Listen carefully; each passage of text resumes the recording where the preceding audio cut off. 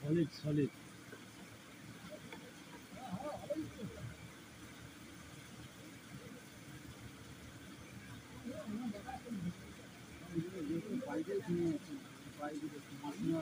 Camera এমন জিনিস তুমি কমন জায়গায় চিনতে পারো না, এখন দেখাবো।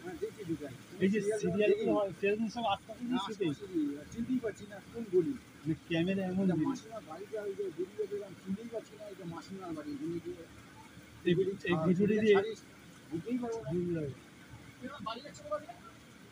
আমি সোজা একদম শনিবার হয়ে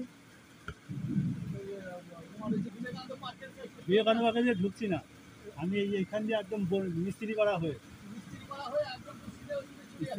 স্টেট একদম আনন্দপল্লী শনিবার হয়ে